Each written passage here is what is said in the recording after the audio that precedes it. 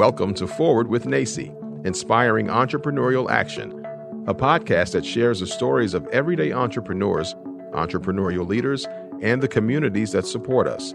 We hope that this diverse collection of stories brings you inspiration, inspires you to take action, and ignites entrepreneurship in your community as we make our way forward together. Welcome to this episode of Forward with NACCE. I'm really excited to have a special guest in our studio today who's coming to us to really share some inspiration and some opportunities that maybe you haven't thought of before. So it's my pleasure to welcome Torry Johnson to the program. How are you doing today, Torry? I'm doing great, Dr. Corbin. It's a pleasure to be with you and all of your listeners. Thank you so much. And again, thank you for noting our listeners. Our audience has grown substantially because we get great guests like yourself. So let's jump right into it.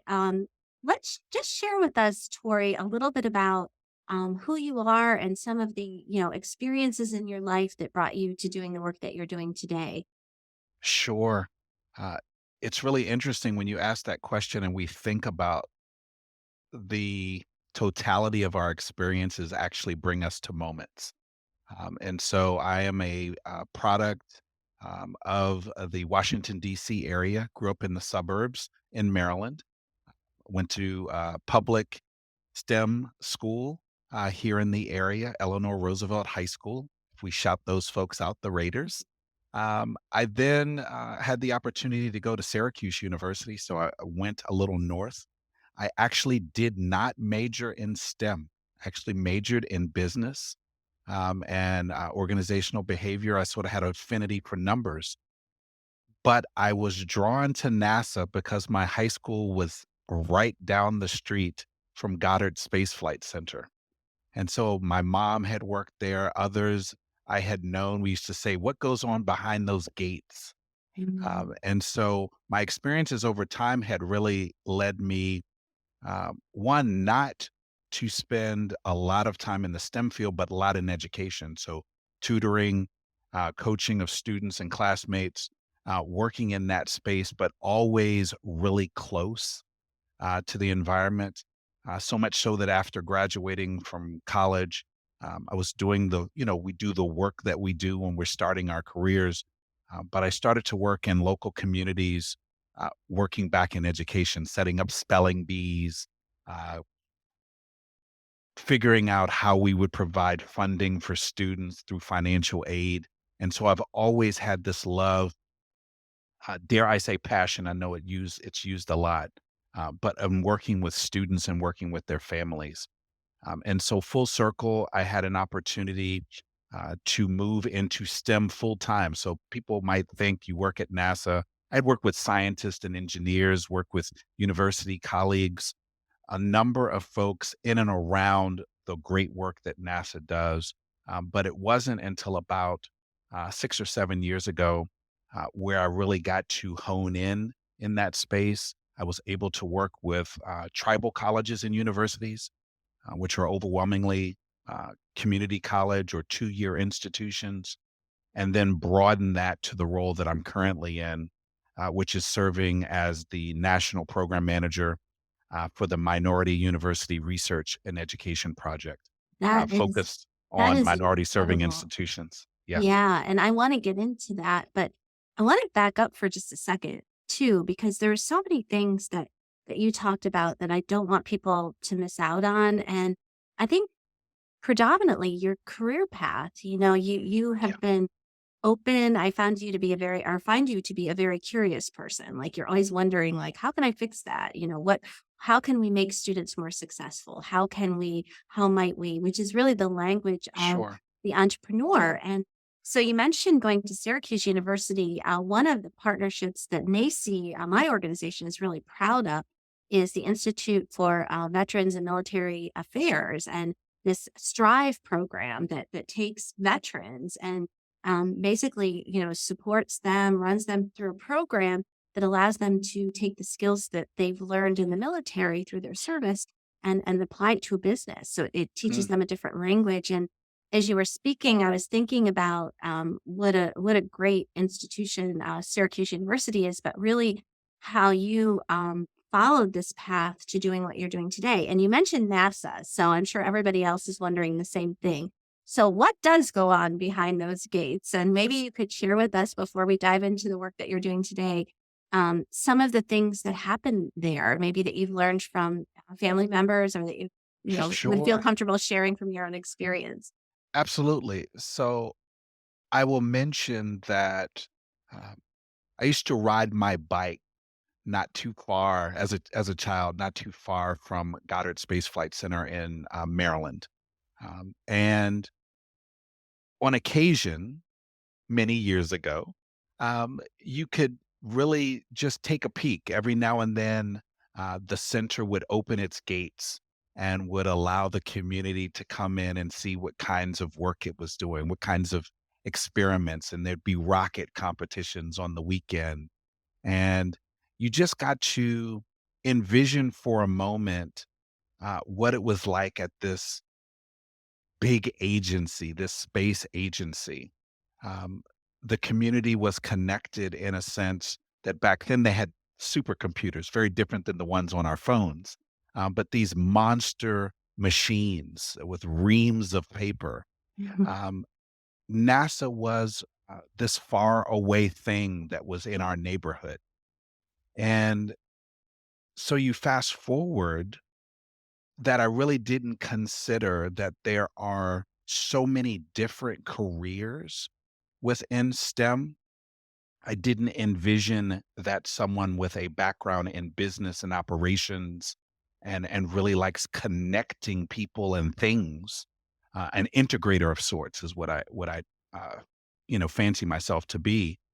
That all of these roles, these very diverse backgrounds of people, and you mentioned veterans and others, people who have different skill sets that can be applied in different settings. I found this agency to be a wonderful place and just exciting.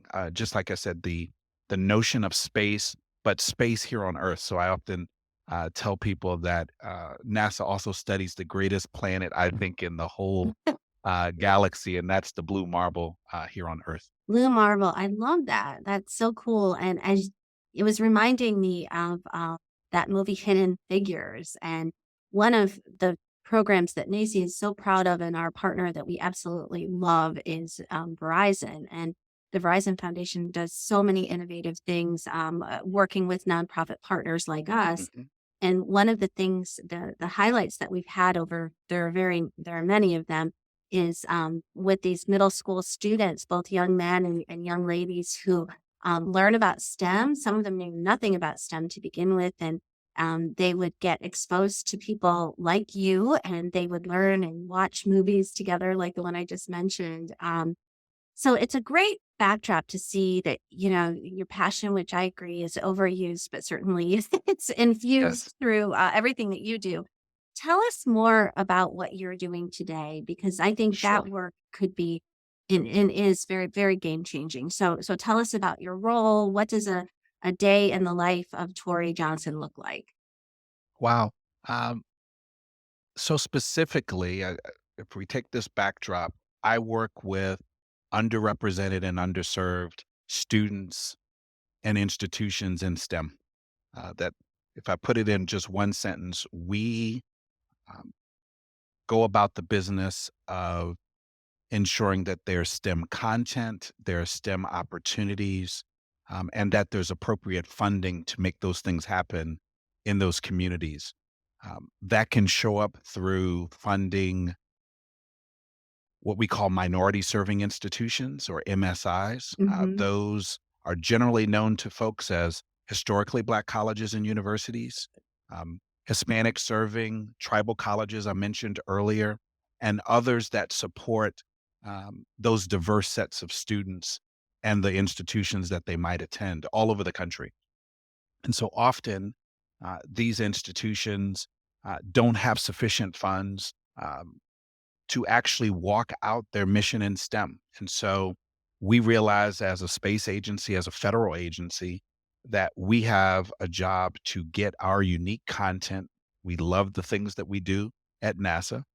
So how do we share that with K through 12 students? How do we share that with higher ed students? And then beyond that, what goes on post graduation and those transitions or off ramps into the workforce? A day in my life often is somewhat boring for some folks, but I have a lot of meetings and a lot of opportunities to share, like we're doing today, where I get to share how we engage, which actually, just as you mentioned, one of your partners, partnerships is really key. I spend a lot of time trying to find other institutions, majority and minority, private and public partnerships, state, local. How do we get um, this NASA message and the appropriate funding into as many students locations as possible, as many states as possible, so that we can actually scale efforts to engage more students with STEM. And so we don't want geographic boundaries. We're really uh, looking at ways similar, again, to this discussion, how we can engage more community college students, veterans, and others in their STEM journey. And we sort of say that's this continuity or continuum of students finding their own STEM identity.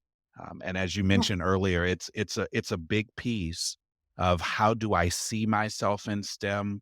Do I know what STEM is? And how do we consistently aid them to a place where they can be persistent and find their way?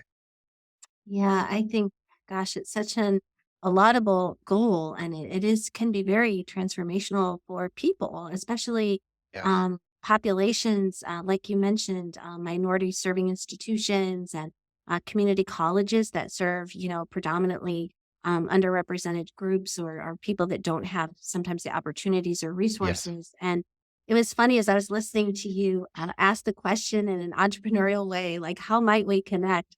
I was thinking about the prior conversation that we had about the vision and purpose of NACCE, which is really to provide that network. We just came off of our 20th anniversary conference in Boston, where we celebrated Congrats. 2 decades, and we had people from 46 states and thinking about, the 330 colleges that partner with us, both community colleges, growing number of historically Black colleges and universities, and that's what we do as an organization is find Right. people like you with resources and stories like this that cause people in every community, whether they're in Texas or New York Mhm. or Philadelphia or, somewhere in Columbus, Ohio, to think about things in a different way. And I think that's really the power of partnership. So Tori, I'd love for you to share with our audience maybe some of the partners, the key partners that you have. I know NACCE's excited to invite you to present at our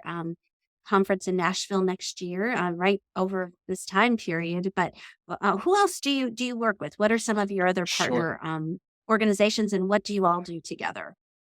Sure, it's a fantastic question.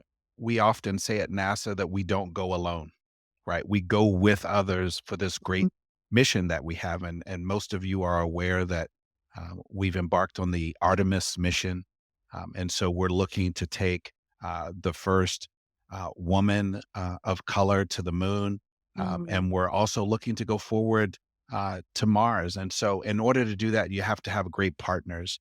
A number of them, you're familiar with the SpaceXs of the world and the Boeings of the world, but it's also those smaller institutions. It could be a NACCE. It could be some of the affinity groups that are working with students. So it could be like a NESB that's focused on the National Society of Black Engineers, or it could be an ACES that's working on science and engineering with Indigenous students. So we have this sort of mix of partners, not all funded partners, some are connections. Some is for expanding mutually beneficial goals that we may have. But it's also how do we create better access, greater access for students in those institutions?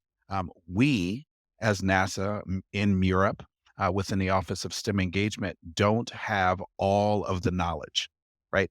And so, in order to get more knowledge, to disseminate more information, we connect with folks who are connected to other constituencies. And so, we recognize that while we are uh, funded by Congress to engage those communities, we need to also have other connections. And so our desire is to build up research capacity, institutional capacity at some of these minority serving institutions. And it's all for the benefit of student success. And so we really value connecting with private companies are working with the Microsofts of the world. I don't want to go name dropping, but there are a number of those institutions that are also looking to grow STEM relationships with students. And so we recognize that their distribution model is different than ours.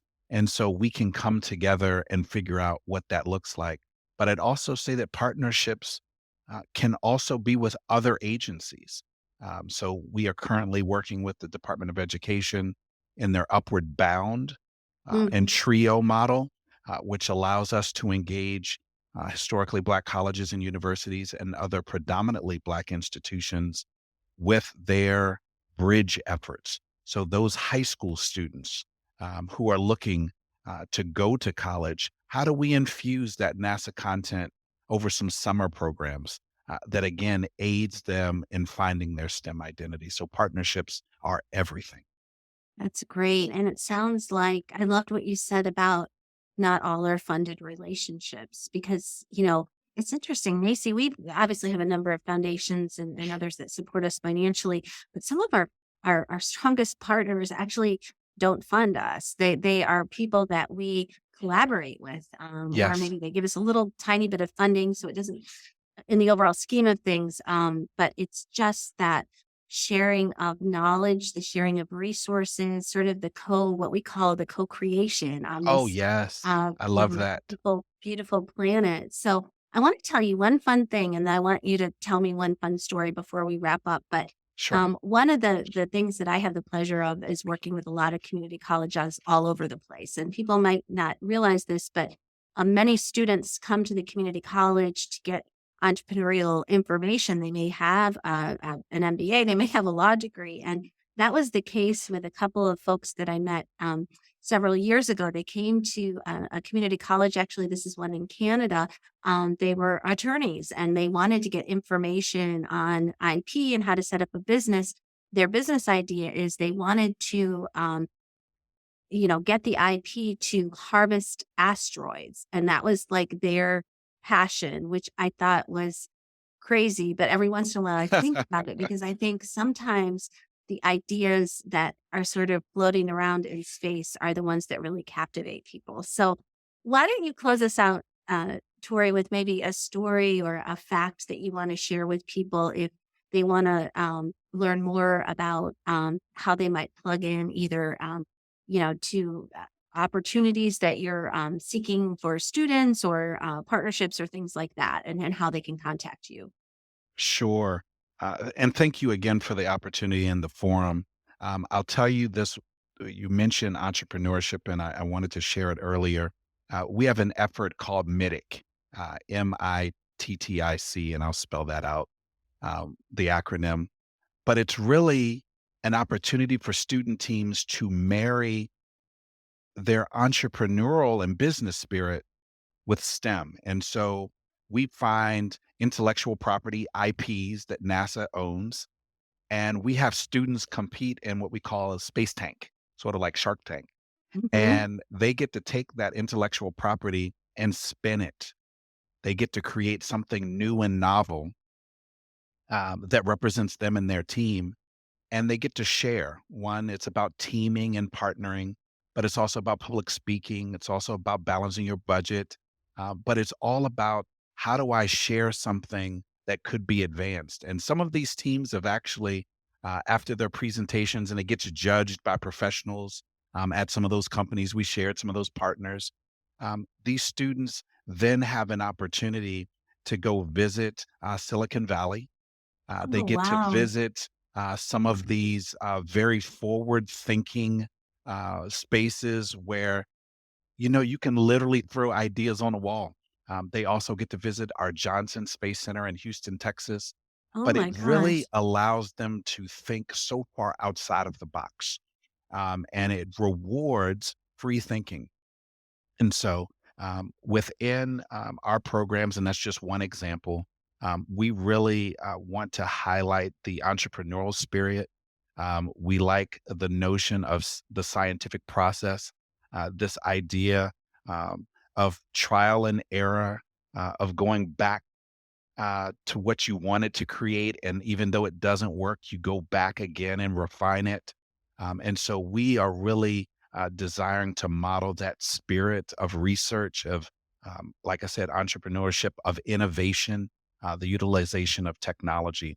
And so folks can reach out to us. We're a hashtag OSTEM, OSTEM, or you could also do hashtag MUREP, MUREP.